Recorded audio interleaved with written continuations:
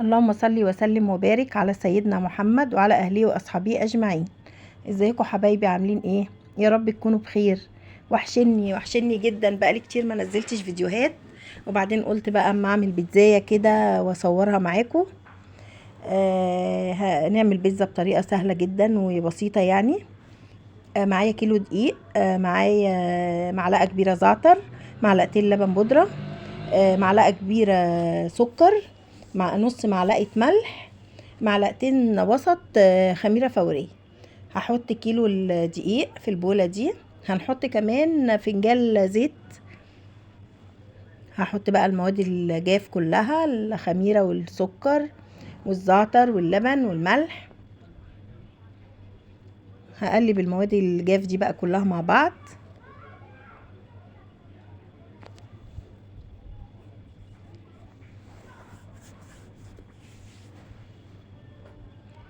هحط بقى عليهم حوالي زي ما قلنا فنجان زيت.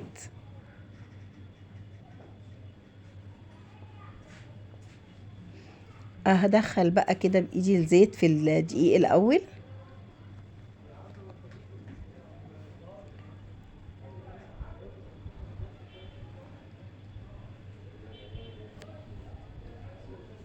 بعد كده بقى هجيب المية الدافية. خدت معايا حوالي كوباية ونص مية. هو الكيلو بياخد من كوباية ونص لكوبايتين، بس انا خدت معايا كوباية ونص. انا كنت عارفة يعني حاطة قد ايه مية في الغلاية، فلقيت ان هي ما خدتش كوبايتين. ما خدتش كوبايتين معايا. هفضل بقى احط مية كده. انا ما بحبش احط بالمقدار، حسب العجينة ما تاخد معايا او الدقيق يقبل مية معايا. اول ما احس خلاص كده ان العجينة يا دوبك هتتلم، بس خلاص ببطل احط بقى مية.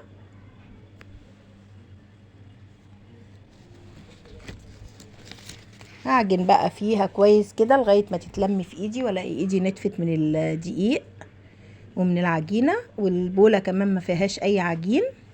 شايفين؟ بوريكم ان ايدي كلها العجينة ملزقة في ايدي. مش هحط اي حاجة خلاص، هفضل بس اعجن فيها. هتتلم، هتشوفوا شكلها بتبقى عجينة جميلة جدا. شايفين؟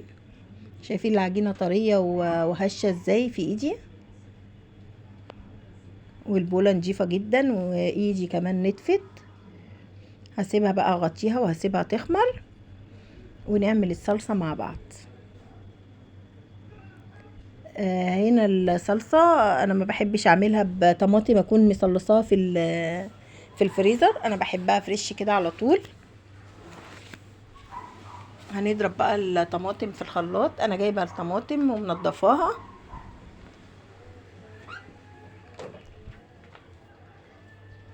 هحطها بقى في شفشق الخلاط كده.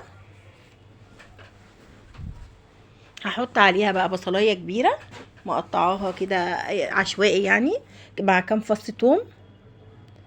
الطريقه بتاعت الصلصه دي بصراحه يعني انا بحبها جدا. من احب الصلصات اللي انا بحبها للبيتزا. في كذا نوع، في صلصه بطريقه تانية، وفي كذا طريقه، لكن انا بحب الطريقه دي جدا وبعتمدها على طول. هنا ضربت بقى الطماطم مع البصل مع الثوم.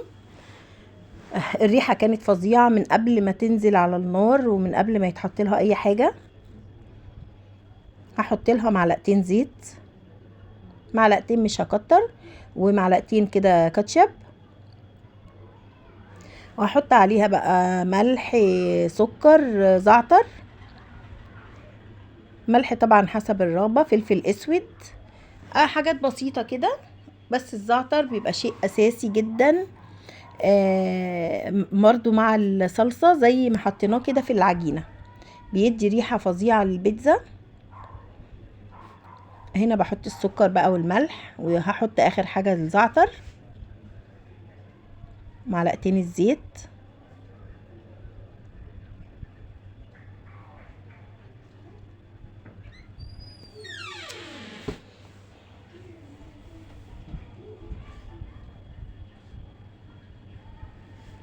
هنا هقلبها بقى وهسيبها تغلي لغاية ما تتسبك خالص.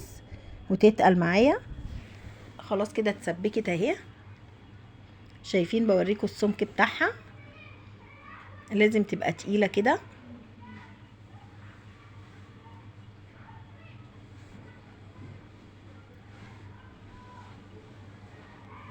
هنا جايبه بقى طماطم وفلفل رومي. الطماطم طبعا نضفت القلب بتاعها، لو طري او في اي ميه بشيلها. وجايبه زيتون اخضر حلق، وبسطرمه، وجبنه رومي مبشوره، وجبنه موتزاريلا.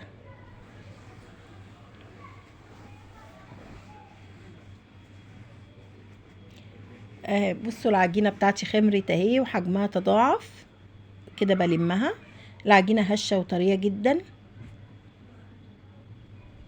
حقيقي كانت عجينه ناجحه قوي قوي للبيتزا. بصوا ما شاء الله الكيلو عمل قد ايه. هنا جبت صينيه دهنها زيت. هقسم بقى العجينه على 2 عشان انا هعمل صينيتين.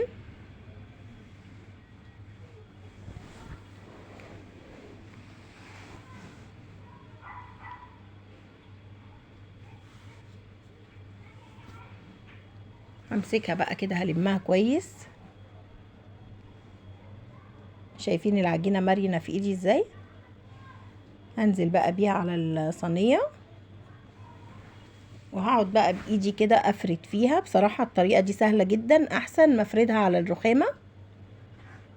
بتتفرد معايا سهله جدا عشان العجينه حلوه.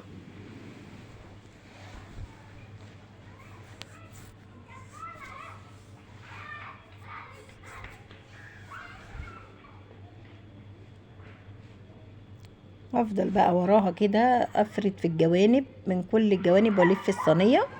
ما بتاخدش مني حاجه بصراحه، بتتفرد جدا.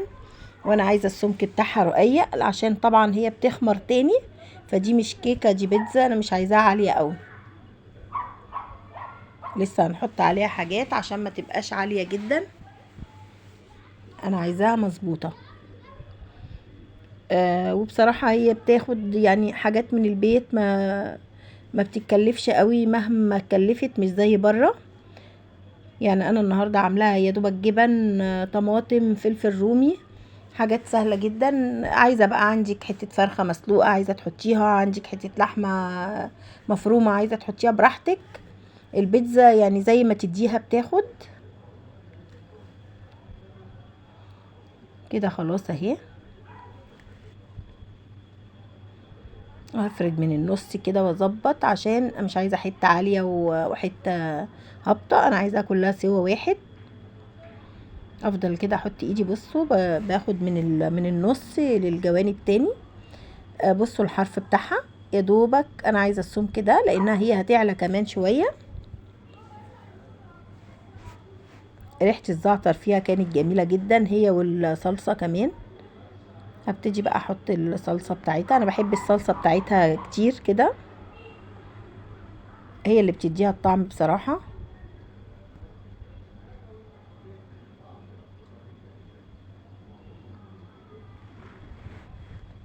احط بقى في الجوانب كل ما الاقي حته كده ما فيهاش صلصه احط لها، لغايه ما احس ان البيتزا كلها كلها كده طالها الصلصه.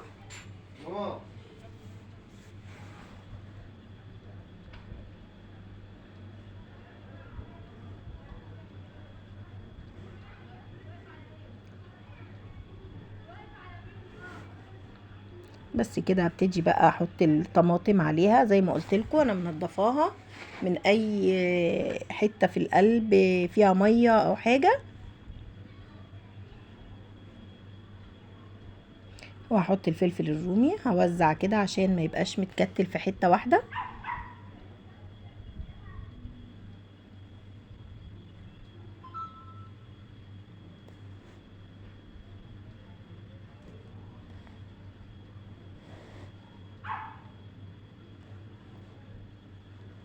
هحط كمان بقى الجبنه الرومي. الجبنه الرومي والزيتون بقى بيدوا ريحه فظيعه. كده بحط الزيتون اهو.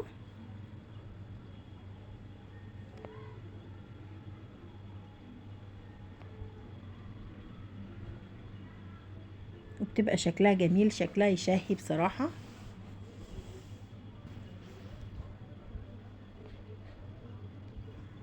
هنا دي الجبنه الرومي بقى، كان ريحتها بصراحه قلب الشقه وهي في الفرن، وطعمها كمان جميل جدا.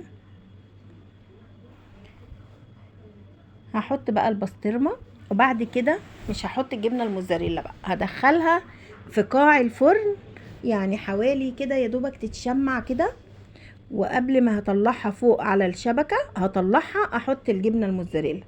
مش هحط الجبنه الموزاريلا واروح مدخلها الفرن على طول، لا هسيبها تتشمع الاول، عشان لما بحط الجبنه الموزاريلا من اولها الجبنه بتنشف ولونها بيحمر، انا مش عايزه لها لون، انا عايزاها بيضه وتمط كده معايا.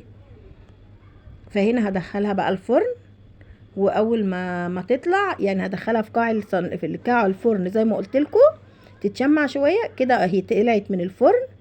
يا دوبك بقى احط الجبنه الموزاريلا وادخلها على الشبكه، مش هتاخد وقت معايا، الجبنه بقى تسيح وخلاص كده، بحس ان البيتزا استوت وطعمها بقى في منتهى الجمال، والجبنه الموزاريلا بقى تشد كده معايا وطعمها بيبقى حلو جدا، وما بتبقاش محموشه كده او محمره قوي. بس كده هدخلها بقى على الشبكه، وهتطلع هتشوفوا شكلها تحفه ومش واخده اي لون، وفي نفس الوقت الجبنه ساحت. شايفين جمالها كده طلعت من الفرن. يا رب يكون الفيديو عجبكم، لو عجبكم بقى ما تنسونيش في اللايك والاشتراك وتفعيل الجرس. مع ألف سلامة.